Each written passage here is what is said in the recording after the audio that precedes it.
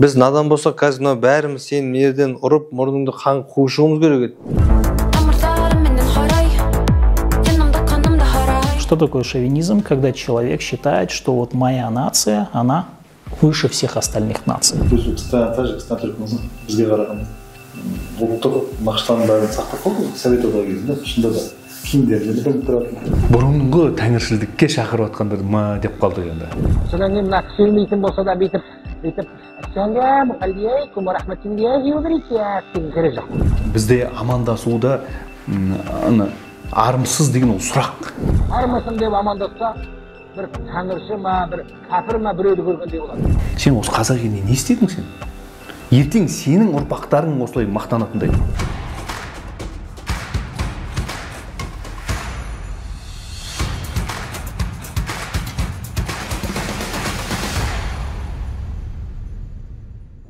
Ассалаумағалейкум, құрметті оқырмандар, тыңдармандар. Біздің екінші подкастымызға қош келдіңіздер. Аллаға шүкір, әйтеуір мынау заманның ары-бері ағысымен, тірлігімен қол тимей шапқылап, онда да осы уәде еткеніміздей ай сайын бір әйтеуір подкаст жазып, қызықты қонақтарымыз шақырып, өздеріңізбен бірге бір жақсы мотивациялық, иман көтеретін бір сөздерімізді өздеріңізбен бөліс үшін екінші жиналып отырмыз.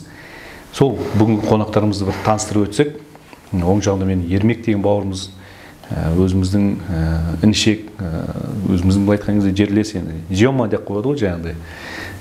Бір ауылдан біз осы Ермек бауырымды шақырып отырмын.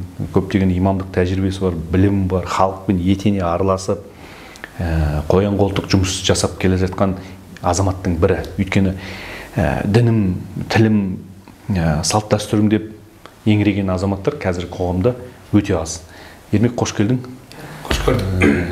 Қазір енді әрқайсыңа сөз береміз. Бір таныстырып өтейін. Ар жағында отырған Дархан Машиев деген біздің досымыз, кезінде өзім Агудың түлегі болғаннан кейін кезінде общагада бірге тұрып, жатақханада бір нанды бөлісіп, талай қызықтың бірге басын талай өткізгенбіз, әлде өткіземіз, Құдай қаласа. Кәсіпкер, біраз тірлік жасап, Қазақстанда сыртта дегендей өзінің тәжірибесімен өздеріңізбен бөлісіп, жастарға деген айтар ақыл кеңесі бар дегендей. Және де міне Аян, өздеріңіз білесіздер, тоже былай айтқан кезде қазір Ислам банкінде жұмыс жасайды, имам қызметін атқарған, қазір араб тілін сабақ береді, былай айтқан кезде кәсіпкер, жан-жақты жігіттер ғой. Былай айтқанда біз өткен подкастта айтқанбыз, егер ұмытып қалған болсаңыздар көріңіздер. Біз туралы кішкене ақпараттар қайта айтып мақтана берген болмайды ғой. Ал енді бірінші сөзді оң жақтан бастайық. Ермек, өзің қазіргі қоғамдағы жағдайларға байланысты қазір көріп отырсыңдар. Енді актуальный деген темалардың бірі жаңағы біздің қазір білесіңдер ғой, жан-жақтан аяғымызды шалып жатыр ғой. Тәңіршілер, соның ішіне мысалы мен өткенде подкастта айттым, Умай деген бір өлең шығып, дүрбелеңгі бір шал, былай айтқан кезде қазақтар, қырғыздар, башқұрттар көтеріп, татарлар бұрынғы тәңіршілдікке шақырып атқандар ма деп қалды енді. Өз басым солай деп өз парақшамда айттым соны. Сен не дейсің өз сол жағынан бір? Бисмиллахир-рахманир-рахим. Ассаламу-алейкум, қадірлі көрермен бауырлар. Расында бүкіл әр қазақ менің жалғызым дегендей, бүкіл қазаққа қызмет жасау бәріміздің міндет деп ойлаймын. Себебі қоғамда осындай кейбір мәселені қолымыздан келгенше өмірден осы енді 20 жылдай болды. Осы қазақылыққа, имандылыққа қызмет жасап жүгіріп жүргенімізден, сонда түйгеніміз, көргенімізді айту, артымыздан ерген балаларымызды, қыздарымызды, жастарымызды тәрбиелеу бізге міндет деп ойлаймын. Сондықтан ата бабамыздан бері бізге аманат болып келе жатқан бұл қасиетті дін исламды сақтау, ол исламның сондай керемет тәрбиелік мәнін өзімізге, отбасымызға, маңайымызда жүрген барша ағайын туыс, отандастарға жеткізу міндет. Себебі қасиетті Құранда Алла Тағала айтады: сендер, яғни адамдарды жақсылыққа шақырыңдар, жамандықтан қайтарыңдар, қоғамда бір келеңсіз жағдай көрсеңдер, қолдарыңмен тоқтатыңдар, тілмен тоқтат, жүрегіңмен қарсы кел деген Расулулла саллаллаху алейхи вассаламның керемет сөздері бар. Сондықтан құрметті осы подкаст көрермендері, бауырлар, бізді құтқаратын бірден бір жол, бұл нақты анықталған, айқындалған, дәлелденген нәрсе, бұл өзіміздің осы ата-бабамыздың айтқан қазақы жолымыз, яғни имандылық. Біз қашан имандылықтан алыстаймыз? Құдай сақтасын, тәңірші бар ма, ЛГБТ дейді, неше түрлі арақ құмар, қатын құмар, неше түрлі наркоман болып, неше түрлі ата-ананы сыйламай, үлкенді құрметтемей деген секілді, осылай көптеген адамдар осы Алла Тағаланың берген ақылын дұрыс жұмсай алмағандықтан, иманның әлсіздігінен, көптеген жаңағы Құдай сызып берген шеңберден шығып кетеді да, көбісі құлайды, сосын барып жылайды. Мына қазақтың атақты халық жазушысы Шерхан Мұртаза атамыз айтады ғой, Құдайдың құдіретіне таң қаласың дейді. Күн уақытында шығады, уақытында батады, ай да солай. Мықты енді үлкен ғұлама, ғалым, әулие, сахабалар болмаса, көптеген адамдар осы Құдайдың сызып берген шеңберінен көбісі шығып кетеді. Жаңа Құдайдың жүр деген заңдылығымен жүрмейді, сөйтеді да құлайды, құлап басы тасқа тиіп жылайды дейді. Естеріңде болсын дейді. Құдайдың жолымен жүрсеңдер, еш уақытта жыламайсыңдар деген сөзді ана кісі өзінің бір кем дүние деген кітабында керемет келтіреді. Сондықтан құрметті қадірлі бауырлар, Алла Тағала бізді осы имандылығымыздан, қазақылығымыздан Алла Тағала айырмасын. Бір Құдайды біз іздеп, дұрыс тауқид, дұрыс дінімізді үйреніп, тауып, солай бір Құдайға құл болмасақ, біз кез келген нәрсенің артынан еріп, кез келген нәрсеге құл болып кетеді екенбіз. Діни сауатымызды ашсақ, біз жаңағындай келеңсіз жағдайларға ұшырамаймыз деп ойлаймын. Дұрыс. Керемет, иә. Қазір Құдайға шүкір, баяғыда анау біздің кезімізде Дархан енді көрді ғой, кітап оқиын десең, кітап жоқ болатын. Кәдімгі шетелдерден келетін. Кітап оқиын десең, біреуден сұрайсың, бермейді, ксеркс қылып алатынбыз. Ксеркс. Әлі күнге дейін менде кітап бар үйде. 2-3 кітап бар. Ксертетілген біріншіден, екіншіден ксертетіліп, жаңа парақтарын неғып кетпесін деп, әр қайсысын скотч тағамыз ғой. Әр парақты скотч тағамыз. Бұзылып кетпесін деп. Қыминат жақ дейсіз ғой. Ал қазір барлық нәрсе бар қазір. Сайттарда бар, соткада жаңағы приложениялар бар, неше түрлі. Оқысаң болды ғой, айтқаныңыз. YouTube ашсаң болды, неше түрлі. Ол емес қазір чат GPT деген бар ғой. Да? Что спрашиваешь? Саған кәдімгі бұрын Google, шейх Google'дан сұра деуші еді ғой, бір прикол шығып еді ғой. Қазір чат GPT болды ана. Неше сұрап отырасың да, ответ мне на такой вопрос деп кәдімгі сұрасаң, анау еркектің дауысымен, әйелдің дауысымен еще. Скажи мне это на арабском десең, арабша айтады ғой анау. Сондықтан енді қазір заман сондай бір. Қазір чат GPT емес, қазір AI имамды деген шығарып отыр. Қандай? AI имам. Мәссаған, электронный имам, да? Электронный имам. Имам с искусственным интеллектом. Мәссаған, сендер жұмыссызға қалмайсыңдар ма, Ермек? Қазір көптеген мамандықтардан жұмыссыз не отыр ғой, дамып кетіп отыр да. Кеше Аймағамбетов айтып отыр ғой, жаңағы қазір депутат ғой, бұрын білім министрі болды ғой. Соның өзі айтып отыр да, қазір докторантура, магистратура әсіресе докторантураны айтты, ағылшын тілі керек та негізі тапсырған кезде. Соны айтып отыр да, кезінде мен оны қолдағам дейді, өзі министр болғанда қолдағам дейді. Ал қазір дейді, оның шарт қоюдың не жоқ дейді, шарт жоқ дейді, міндет жоқ. Не үшін дейді? Өйткені қазір жаңа чат GPT арқылы кәдімгі профессионал түрде перевод жасалды. Мен ойлаймын да, жақын арада сол мүмкін чат GPT аударған тексттерді егер нотариально қолдаса, мақұлдаса переводын, онда көптеген аудармашылар жұмыссыз қалады. Ал Дархан өзің жалпы осы біз бәріміз туғалы бері мұсылман баласымыз ғой енді, бірақ енді 5 уақыт намазға қашан келдің, жалпы не себеп болды осы дінге келу себебі, өзің туралы бір дін туралы бір кез келген осы Қазақстанда жер бетінде кез келген мұсылман сияқты бізде енді дінге келудегі жалпы әлем сияқты мұсылман болып тудық қой, кішкентай кезімізде әке-шешеміз мұсылмандыққа енді терең тәрбиеленбесе де бір құдай бар, бір алла бар деп тәрбие көрген, жаңа аталарымызды көрген, 5 уақыт намаз оқып аталарымызды көрген балаларымыз, бірақ намаздан кейін студент болғанша түпкі мақсатын түсінген жоқпыз.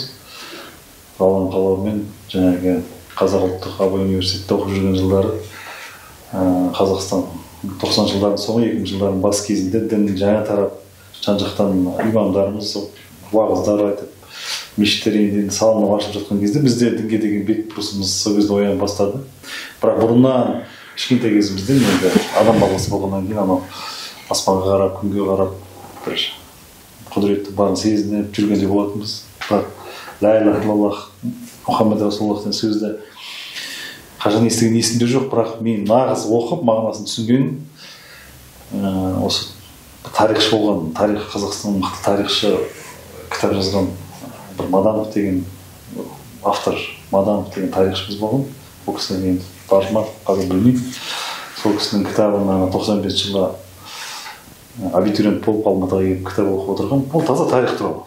Просто басын шалып бүкіл Қазақстан тарихын өтіп, сол кезде негізгі емтихан Қазақстан тарихын тапсыру керек болды. Мен соны дайындалып отырған кезде ең соңына таман осы мұсылманшылық туралы, ислам діні туралы ол кісінің бір жазғаны бар екен де. Діни ақпарат емес, мұсылман деген, бірақ мұсылмандар нағыз мұсылман болу үшін ла илаха иллаллах Мұхаммед Расулуллах кәлиманы айту керек деп, сол кезде ең алғаш оқып, сол кезде жаттаған есімде бар. Сол сөзді. Сондықтан енді ол кісіге сауаптан жасын, ол кісі енді бір кейде бір шариғатта бар ғой, бір нәрсені бір елемей жасай салып, бірақ Аллах тағаланың алдында үлкен іс болды, соның себебінен жәннатқа түседі деген хадис бар ғой. Сол себепші болсын деп тілек қоямын сол кісіге. Бірақ діни кітап емес, ол таза тарихи.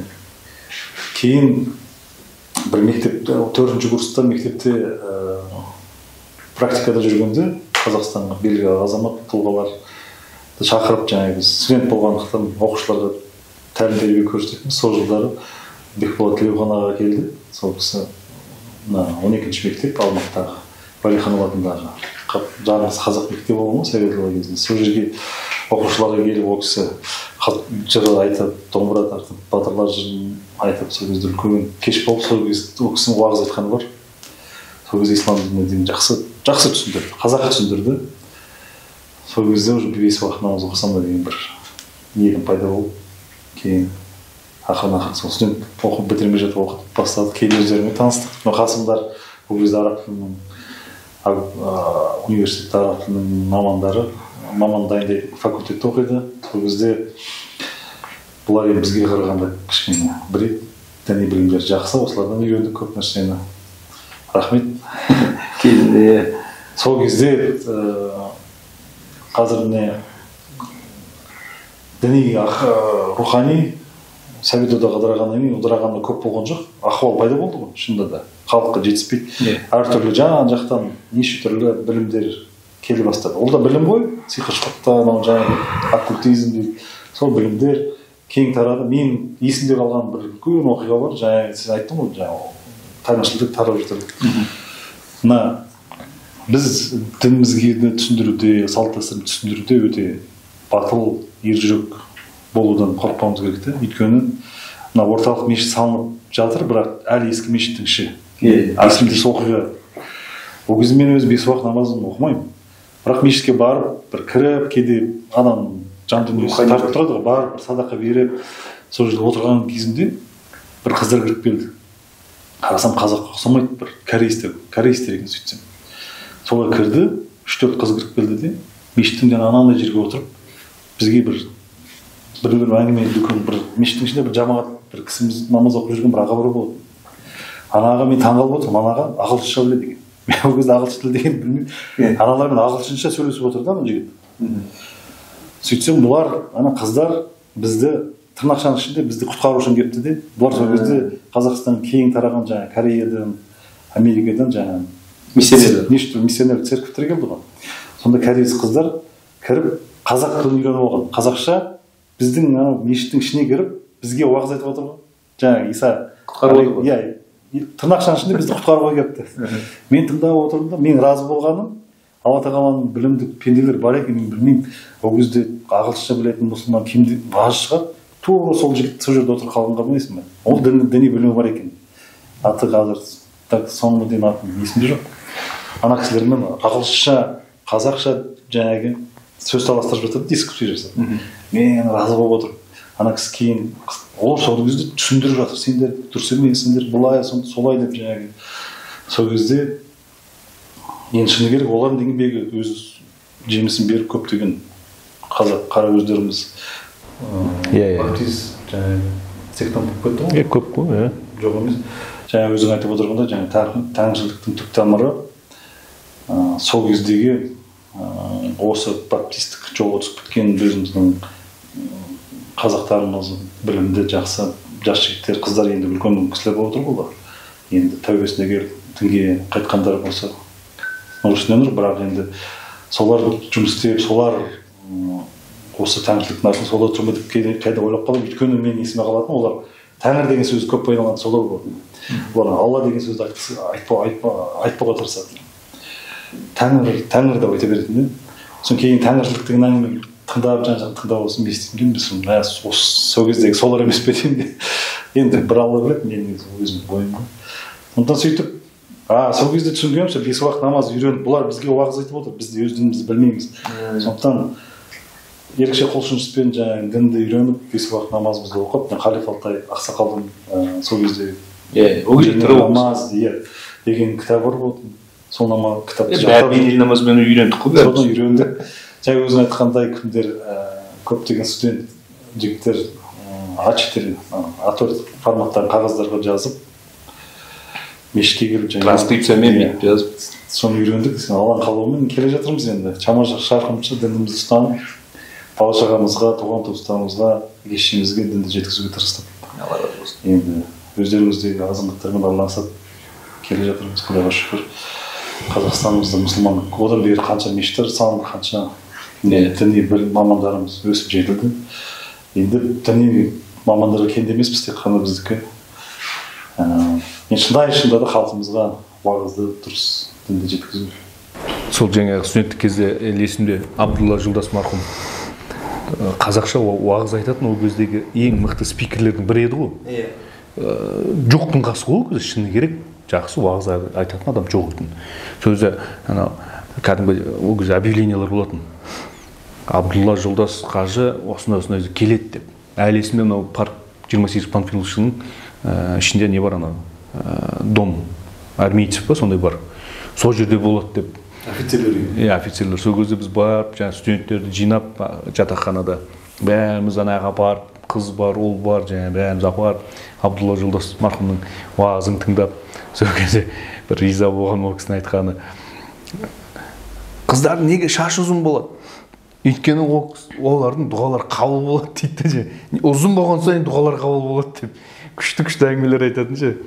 Алла рахмын алсын өзіне. Аян, сам, например, вот в последнее время у нас тенгрианство, да, сейчас развивается.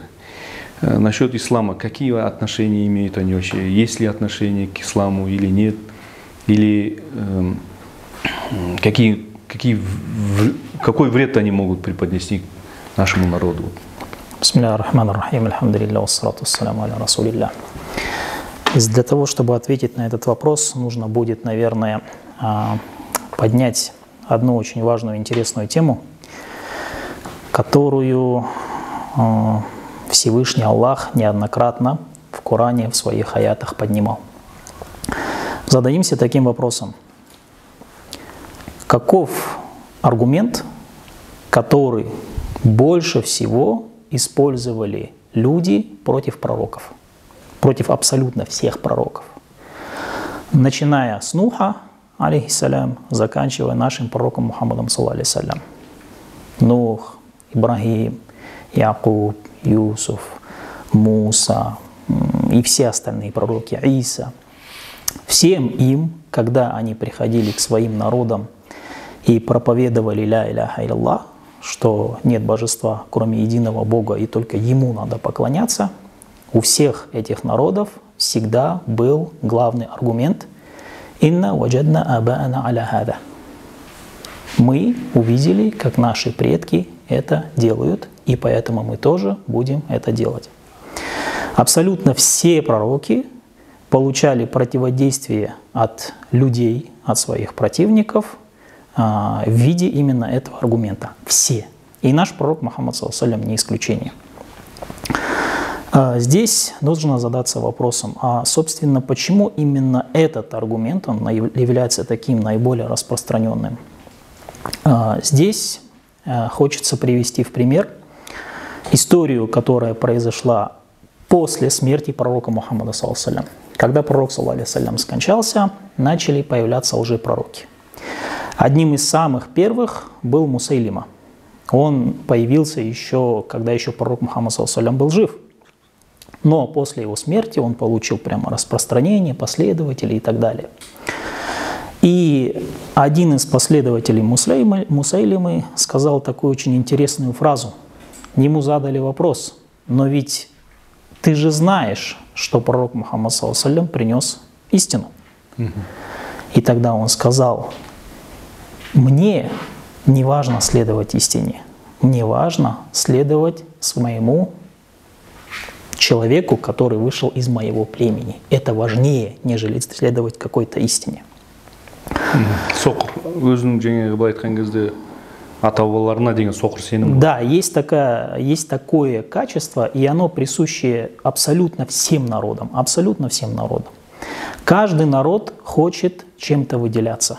И это нормальное, естественное желание, когда каждый народ хочет, чтобы вот у него было что-то, чтобы его отличало от всех остальных.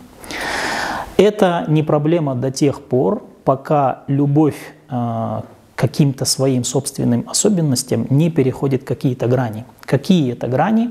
Это прежде всего не надо заполнять какими-то мифами, домыслами, как, например, некоторые говорят, что Адам был такой вот национальности, да, или же то, что в раю будут говорить на определенном языке, ну, вот такую вот чушь. Асыра сілтеу ғой былай айтқан кезде, яғни асыра сілтеп, мысалы, қазақтар ана қауымнан мықты. Но это касается не только казахов, вообще всех.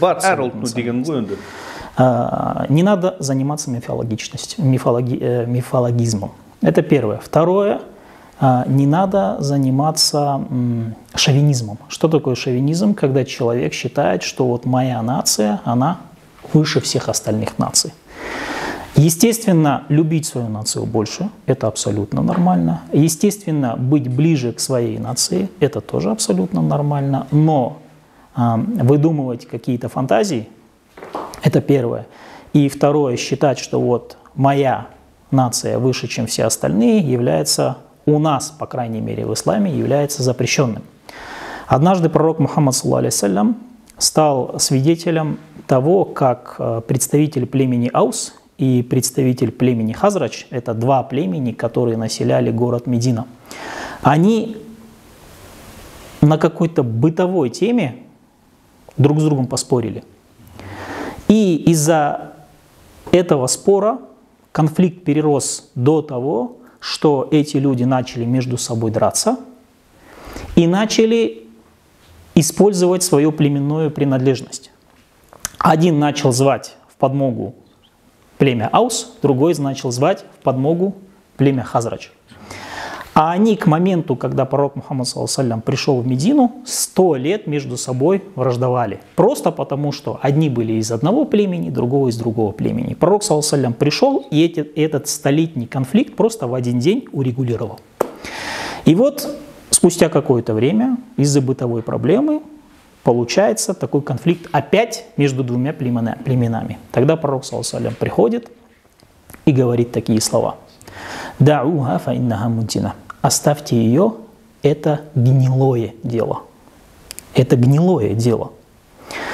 Заниматься шовинизмом у нас с точки зрения ислама это гнилое абсолютно дело. Почему? Потому что разделение на национальности и народы в этом, если так сказать, на самом деле ведь нашей никакой заслуги нет. Мы все здесь находящиеся являемся представителем казахской национальности. И слава Аллаху, что мы являемся представителями казахской национальности. Но в чем же наша заслуга? Мы перед тем, как родиться, выбирали национальность. Просто так получилось, что наши родители сошлись. Так вышло, что у кого-то папа и мама оказались казахами, и не факт, что у многих папа и мама казахи, у некоторых других национальностей, может быть, папа казах, мама другая, но он, ну так как принято, да, берет национальность отца. Аллах в Коране говорит: «Я айюхнас, инна халахнакум мин закари ва унса, ва джа'альнакум шу'уба ва тагабаиля литаарафу, инна акрамакум индаллахи аткакум». О люди, мы создали вас из мужчины и женщины и сделали вас народами и племенами, чтобы вы между собой знакомились. Наиболее благородный среди вас – это богобоязненный. Пророк Мухаммад ﷺ не раз говорил, что у араба нет никакого превосходства над неарабом, у неараба нет никакого превосходства над арабом. Перед Аллахом наиболее благородный – это только богобоязненный, то есть ваши дела. Теперь, многие люди ставят вопрос национальности в некий пик. И из-за этого, вот из-за этой иерархии, что для него это самый-самый главный и важный вопрос, он начинает этот вопрос, скажем так, одевать в разнообразные превосходства. Кто-то говорит, мы превосходим всех там по своему языку, кто-то по своим традициям, кто-то по своей расе. Кстати, это, собственно, то, что стало одна из причин, из-за которой Вторая мировая война началась. Потому что человек пришел и сказал, что вот наша раса, она особенная, она лучше всех, и все остальные должны нам служить. И очень многие, на самом деле, войны происходили на этой почве. Арийцы, и так далее. Да, не только они, многие войны происходили на этой почве.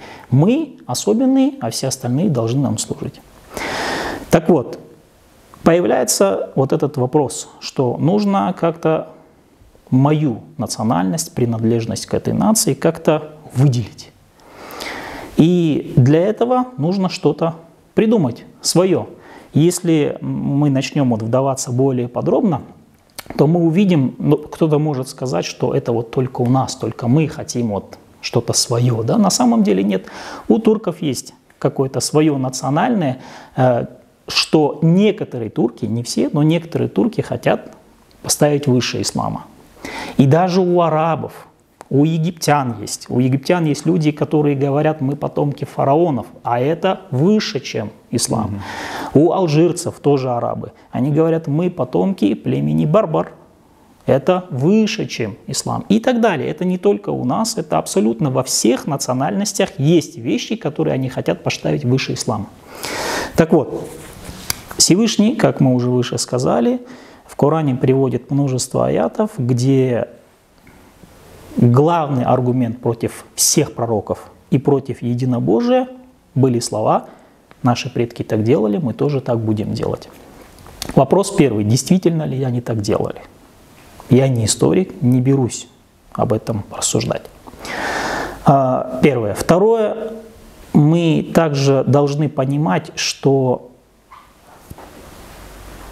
есть некоторые традиции, которые, если копнуть глубже, имеют под собой предысторию. Потому что, например, у арабов в племени, особенности племени Курейш, которое вышло против пророка Мухаммада, они свои традиции построили на учениях, которые на самом деле привел к ним пророк Ибрахим, Он привел тоже «Ля иляха илlallah», нет божества, кроме Аллаха. Но прошло время, туда начали насаждаться всякие фантазии, всякие мифы, всякие небылицы, сказки, нововведения, и все это превратилось в некое многобожество, когда появилось много богов, не только один бог, много посредников и так далее. То есть, действительно ли тенгрианство является вот этим стартом наших традиций? Может быть, оно стало следствием какой-то предыдущей традиции? Потому что я убежден, абсолютно убежден в том, что, как Всевышний Аллах нам сказал, что во все племена и во все народы Аллах отправлял пророков.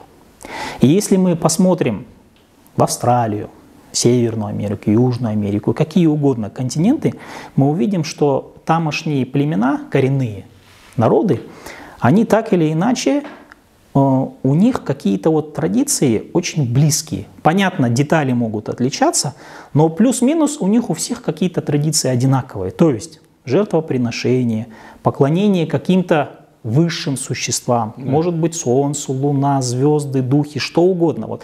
Но все они как бы имеют некую единую базу. Признание того, что есть некий высший, что ему нужно какие-то жертвы приносить, что нужно исполнять какие-то обряды, где-то танцы, действия, поклоны и так далее, какие-то телодвижения, какие-то вещи, какая-то одежда. В общем, некая единая база. О чем это говорит? Если мы посмотрим, как Всевышний Аллах описывает, как изменяется религия, а именно единобожие, то можно сказать, что абсолютно во все регионы Всевышний отправлял пророков с единобожием, но только потом это единобожие люди начинали фантазировать, придумывать, наслаивать, и появлялась вот эта вещь, которую люди потом считали, что вот она наша основа, вот он тот старт, откуда мы стартовали. Хотя на самом деле это не так. В основе там лежит единобожие, просто люди начали фантазировать, придумать и превратили, да, вот в то, что они запомнили. Так ли это было у нас? Я не берусь так утверждать, я не историк, но одно я знаю точно. Ислам будет встречать противодействие абсолютно во всех мусульманских странах, прежде всего именно вот этим аргументом. Аргументом того, что якобы наши предки так не делали, а наши предки делали по-другому. Почему это делается? Мне кажется, это делается из-за вот этой вещи, которая внутри многих народов лежит, желание сделать себя особенным, как-то выделиться. Енді мына өте жақсы аян айтып отырды, мынау біздің енді қазақ даласында білесіңдер, исламға дейін шаманизм болды, тенгрианство болды, мысалы христианство болды. Мысалы жаңағы наймандар, керейлер жаңағы туларын көтеріп алып, крестерін көтеріп алып талай кімнің моңғолдың қол астында біраз соғысқан мысалы. Ол тарихта белгілі мысалы. Бірақ біз қазір ойбай бабаларымыз сондай болды екен деп біз қазір өйтіп болуға қалай енді ол біздің дәтіміз бар оған. Егер де мен қарасаң біздің қазақтың даласында исламды қабылдағаннан кейін біздің хандарымыз, билеріміз, сұлтандарымыз исламның ұстанғанның тарихи мұраларын көп қалдырып кеткен.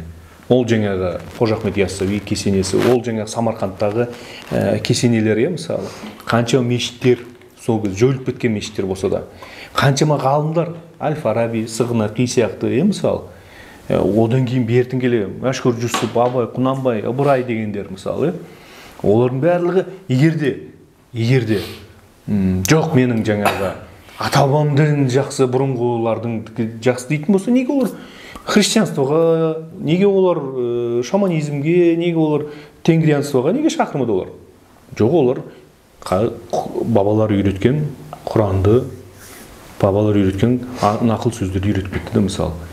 Енді біздің өзіміз Жамбылда білесің, Қараханит кесенесінде болған шығарсың, сол жерде қарасаң жаңағы 10-шы ғасырда жаңағы ислам қабылдады деп, содан бері қаншама жаңағы қарасаң моншасы бар, қанша қалай тазалығы, таңғаласың. Ал тарихта егерде Европаны оқысаң, 10-шы ғасырда мүлдем бөлек қой Европамен ол кезде біздің. Яғни мұсылманның мәдениеті деген қазақ даласына кіргеннен былай айтқан кезде қазақтар так былай айтқан кезде тенгрианствоның өзінде бір көк аспан деп бір құдайға сиынған халық қой. А исламнан кейін тем более.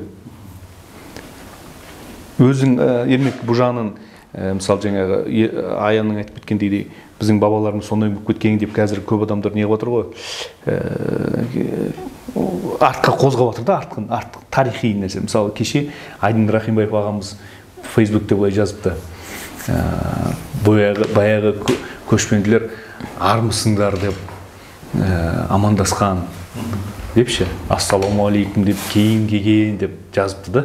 Көп соңын Фейсбуктағы жаңағы біраз журналистер бар, имамдар бар, көп қаш жазып отыр да. Айдын ағамызғыш. Енді мен ол кісіні лично танымайды екем. Бірақ мен оқып шықтым, комментарияларын біразын оқып шықтым. Сол кезде бір қазақы бет лингвист күш жазыпты. Аға деп, сізді құрметтейміз. Бірақ енді мынауыңыз сөзіңіз артықтау енді мынауыңыз. Армысыз дегеннің өзі араб тілінің сөзінен шыққан ғой депші. Ар деген сөзден шыққан ғой енді. Ол қандай мағына? Ар осы мағынаны білдіреді негізі. Сөйтіп жаңа көп енді арғай көп нені келтіреді. Сосын бар бізде амандасуда армысыз деген ол сұрақ. Амандасу деген ол сұрақ емес қой негізі. Ол немен бірдей дейді да, адаммысың дегенге келтіреді да, лингвист. Енді мен толық комментарийға есім жоқ, бірақ осыған келтіреді да. Соның бойынша қалай ойлайсың, бұл бізге қаншалықты дұрыс ма қазіргі қоғамда? Амандасу жалпы жаңа армысың деген басқасына. Енді жалпы біз бұрыннан бастап жалпы ассалаумағалейкум деп амандасатын халықпыз ғой. Яғни Алла тағаланың сәлемін, Алланың амандығын, бейбітшілігін, тыныштығын, амандық сұрайтын. Жалпы қазақ тарихында қазақ басынан көптеген қиыншылықтар өткерген ғой. Қазақ ашаршылықты көрді, жоқшылықты көрді, тоқшылықты көрді. Қазақ соғыс, неше түрлі соғыстан кейінгі жылдар, бір замандар бүкіл әлемді билеген қазақ, мысалы бүкіл держава болып, кәдімгідей әлемге ақыл айтып, талай елді Сұлтан Бейбарыс сияқты бабаларымыз барып билеп, қалай басшылық жасаудың жолдарын үйреткен деген секілді біраз нәрселер бар. Бірақ дегенмен де біз құрметті қадірлі бауырлар, қолымыздан келгенше жаңағы май қазақ деген сияқты бірінші қазақ болуды үйреніп, қазақшылығымызды ұстанып, мына қазір енді орыс тілде, басқа тілдерде де енді білген жақсы ғой, бірақ дегенмен де басымшылықты өзіміздің осы қазақшылығымызға, өзіміздің имандылығымызға мән беріп, өзі жаңағыдай қазақ айтады ғой, көш жүреді дейді. Керуен жүре түзеледі өзі. 50 жылда ел жаңа дейді. Сондықтан мен ойлаймын, бізге бауырым Дархан не істей алады қолынан, сіз қолыңыздан не істей алады, мен қолымнан не келеді? Қолымыздан келгенше осы өзіміздің ұлтымызға қызмет жасап, қолдан келген нәрсе. Әйтпесе жаңа қоғамда әркім әрқандай нәрселерді неп жатыр, бірақ мен не бере алдым, мен не істей алдым деген нәрсемен әркім өзіміздің отбасы, бала-шағамызды түзетіп, қолдан келгенше жаңағы осы қазақылығымызды, ата-бабадан келе жатқан ұстанған асыл дінімізді тереңінен оқып біліп үйреніп, соған қызмет жасап, қазіргі мынау болып жатқан келеңсіз жағдайлардың барлығына өзіміз сапалы қазақ шығаруға, сапалы адам болуға, сапалы ел болуға, сапалы қоғам болуға, үлесімізді қосуға әрқайсымыз жүгіріп қызмет жасасақ, ойлаймын, біраз нәрсе өзі жайлап шешімін табатын шығар деп. Қазір енді Алла разы болсын, біздің қазақтың ұлттың зиялылары, ұлттың жанашырлары біраз әйтеуір қолдарынан келгенше жазып, айтып, қолынан келгенше мектептерін салып, балаларды оқытып, сөйтіп жүгіріп жүрген біраз жігіттерді білеміз. Сондықтан менен жеке өзімнің бір мұсылмандық позициям, жаңағы қолдан келгенше бірінші өзімізді, отбасымызды, ағайын туысымызды, ана қазақтың тойына 300 адам келеді, сол 300 әулетіміздегі барша адамды әйтеуір арақ ішпейтін, темекі тартпайтын, зина қылмайтын, дұрыс қазақ жетілдірсе, қазақ қоғамына дұрыс бір имани, бір иммунитеттерін көтеріп, бір пайдалы бола білсек деген сондай бір ниет бар аға. Өте керемет. Мынау мен көп жастарға да, көп жолдас кездескен кезде айтамын да оларға, біз ата-бабамызбен мақтанамыз ғой.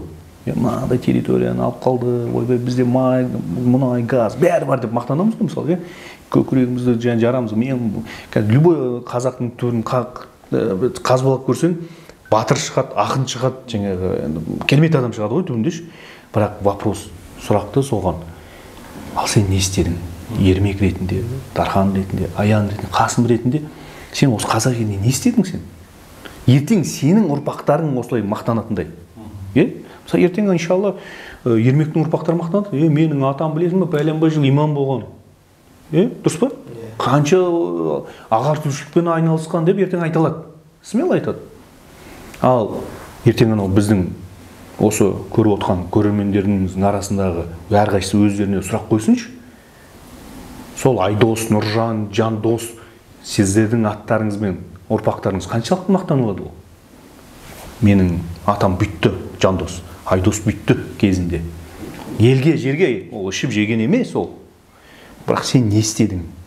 Чтоб біз мақтанатындай. Біз мақтаналамыз қазір бабаларымызбен. Рас қой. Қайсысы болсын? Осындай территорияны қалдырып кеткен, бізге осындай байлық қалдырып кеткен. Бірақ арғы иемденіп кету енді біздің арқамыз, ол жаңа өзің айтқандай әрқайсымыз істеуіміз керек. Ол ғылым технология болсын, IT қазір дамып жатыр, тіл болсын, білім, жан-жақтылық. Дұрыс па? Ал енді құр диванда отырып алып, ананы талқылап, мынаны талқылап, отырғанда не пайда? Соң барып артынан күтіп отырасың. 42.500 теңге қашан береді деп жаңағы. Оның пайда не онда сен? Дұрыс па, Дархан? Өздеріңде мысалы жұмыстарда көп нәрсе осындай байқайтын шығарсыңдар өздерің бұны. Ассаляму алейкум рахматуллахи ва баракатуһу деген сөз жоқ. Біз қазақша айта береміз сөз. Шындап айта береміз, сәлеметсіз бе, арамасыз ба деп айта береміз. Ода тұрған ештеңе жоқ. Иә, жаңағы ассалаумағалейкум сөзіне байланысты. Бұл ассалаумағалейкуммен қазір күрес қазір басталған жоқ. Енді осы жердегілер бәрін шет жаға Совет одағының мектептерін көрді. Мен енді өзіміз шығыс жақпыз, сендер оңтүстік жақ. Бізде шығыс Ресей жаққа, Қытай жаққа жақын болғандықтан бізде атеистік сабақтар көп өтеді мектептерде. Ол міндетті түрде атеистік мектептер өткізіп, сабақтар өткізіп, жаңағы Совет одағы кезінде кейбір бізге мұғалімдер айтады, ол кезде Өзбекстан каналдарын тыңдамаймыз, біз Өзбекстан. Достық жоқ бізде. Сонда айтады, Өзбекстанда передачаларда, хабар передачаларда қыздарды, еркектерді, әйелдерді ассалаумағалейкум амандасады деп Совет одағы кезінде. Бізде Қазақстанда мектепте сәлеметсіз бе, қайырлы күн, қайырлы кеш деп. Ол енді орыс тілін алынған калькаларды тезірек кіргізді ғой. Жалпы біз басқа ұлттарға, орталық Азиядағы басқа ұлттарға қарағанда қазақ ұлты ерекше, колонизация қатты жүрді. Отарлап. Өйткені біз енді бірінші бізбіз ғой шекарадан асқан. Бізді отарлап кетіп, бізбен күрес шайқасып болған жоқ. Өзбекстанға жеттік-ау деген кезде олардың да күші сарқылып, кішкене Өзбекстан, Тәжікстан, Түркменстан бізге қарағанда ұлттық нақыштарын бәрін сақтап қалды. Совет одағы кезінде шынында да киімдерді біліп тұратын. Біз дегенмен міне тәуелсіз алған қаланың тәуелсіздік алған жылдар міне құримыз ба деп тұрған кезде тәуелсіздік алып Құдайдың қалауымен сол кезде Совет одағы кезінде мектепте айтатын. Жаңағы әкелеріміз айтатын. Ана бір көрші ауылда бір не болмаса бір басқа ауылдың кісілері, бір оқушылары ассалаумағалейкум деп амандасқан ғой партияның азаматтарын. Сол кезде әке-шешелерін жинасты, әр әке-шешелерін түрткілеп сөйлепті. Мынаның баласы ассалаумағалейкум деп амандасты. Бұл ескі сарқыншақ мұсылманшылықтың бұрынғы байлардың қалған шын болған оқиғалар осылар. Одан кейін атеизм туралы біздің кішкене тәрбиелі сағаттар жүрген біздің мектепте жүрген есімде барған бар. Құдай тағаласын. Енді Алла тағаланың дініне қарсы. Сондықтан бұл бірінші күресіп отқан, қазір ол ассалаумағалейкуммен күресіп отқан бұл қазір мына тәңіршілер емес. Яғни бұлар коммунистер күрескен бізде Қазақстанда. Өйткені бүкіл діннен байланысымызды үзуге тырысты. Ахмет Байтұрсынов атамыздың төте жазуы неге алып тастады мысалы. Негізгі қайнар көздерден ажырату ғой енді. Біртіндеп аудармаларға, кириллицаға аудармалар кітаптарға ауыстық. Сөйтіп енді міне тәуелсіздік дер кезінде алған қалауым келді әйтпесе күтіндеп тұр екенбіз енді. Мен сөзім емес, көпшілік айтады ғой. Ал енді ассалаумағалейкуммен негізі ар жағында күресуде енді пайғамбарымыз Мұхаммад саллаллаху алейхи вассалам хадисі бар емес. Бір-біріңді жақсы көріңдер. Жақсы көрмесе иман келтірмейсіңдер. Ал иман келтірмейсіңдер, бір-біріне арадан сәлем таратып, бір-бірін жақсы көрмейсіңдер, бір-бірін сәлемдес амандаспайынша. Яғни бұл бір-бірімізге жасаған жақсы тілек дұға емес пе? Яғни мұсылмандықтың адамдар арасындағы бір махаббатты кең тарамауын қаламайтын күштер бар шығар. Ассалаумағалейкумды алып тастаса, арамыздағы бір бізге көзге көрінбейтін бір рухани мұсылмандардың арасындағы, ұлттың арасындағы байланыс үзіледі де ол. Мысалы үшін, олар айтпай-ақ та қазір үзіліп жатыр көп жағдайда. Бір-бірімен ағылшынша амандасып жатыр, орысша амандасып жатыр, сәлем, привет, мысалы.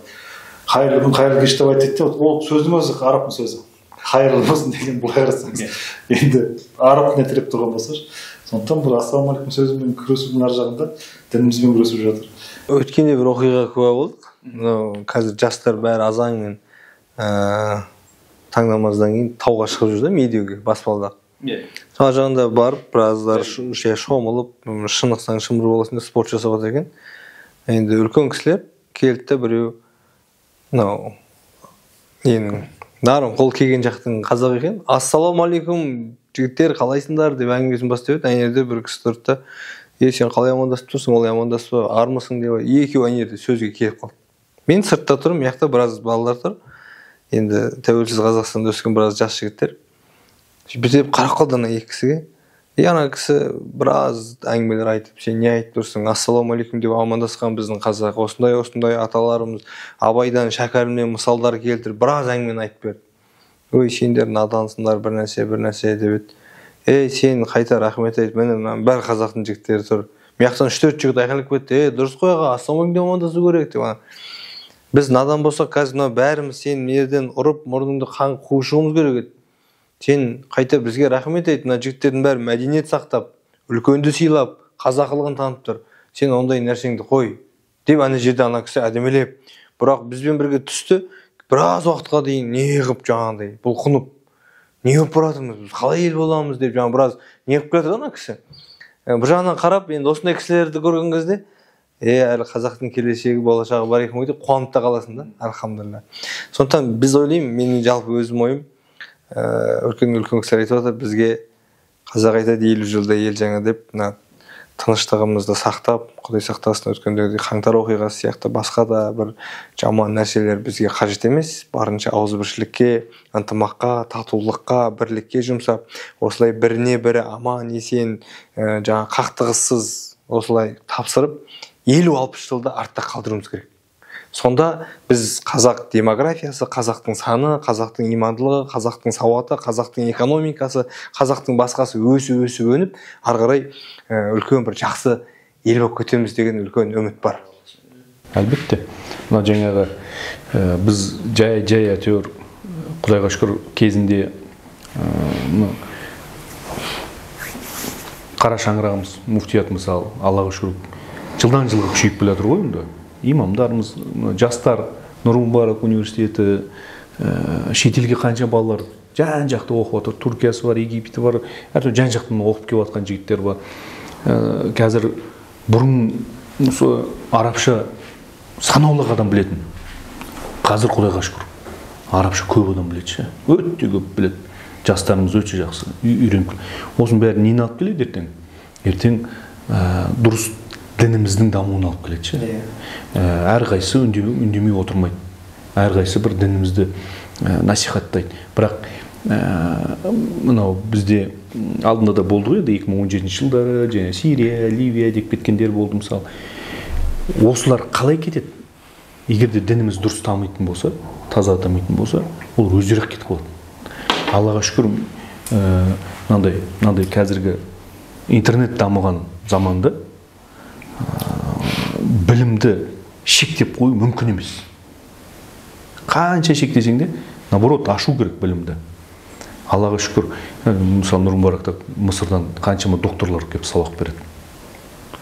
Олар жан-жақты қарайды.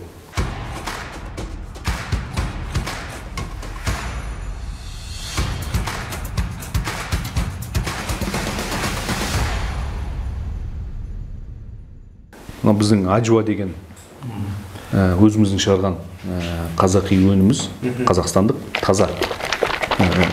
Ішкен кезде кішкене шайқап, өйткені ішінде нектар бар, құрманың нектары. Ешқандай қант жоқ бұл жерде. Кейбір адамдарға тәтті көрінеді, шли тәтті. Енді әсіресе тоқтықты басатын кеңес береміз. Сол үшін ішіп қойсаңдар болады. Бисмилля. Ораза кезінде жақсы. Ауыз ашқан кезде. Осымен ауыз ашып, тарухқа болды, одан кейін құрмасы да бар, суы да бар. Сол үшін жолда пробкада қалқыманда алып алған жақсы екен. Жолда пробкада осылай ашқан жігіттер бар, маған видеоға түсіріп, міне Қасымаға сіздің еңізбен ауыз ашып жатырмыз, пробкада тұрмыз деп. Алла берекет берсін, жақсы екен. Шынында бұл енді құрма деген қазақ жалпы сүйіп жейтін қасиетті жеміс қой. Құранда келген, хадисте келген. Бұны қай жақтан алған дұрыс? Қай жақтарда бар қалада? Қай магазиндерде сатылады? Бұл көбінесе біз Бауырдақ тағам желісі бар ғой. Сонда сосын тағам кафесі, сосын Текемет, сол жерлерде кәдімгі мәзірлер де бар. Иә, мен тағамнан көріп қалғам осы екен ғой. Дұрыс. Осын біз өзіміз өндіреміз. Мына жерде телефоны бар. Заказ беретін болса, мына телефонмен де заказ беруге болады.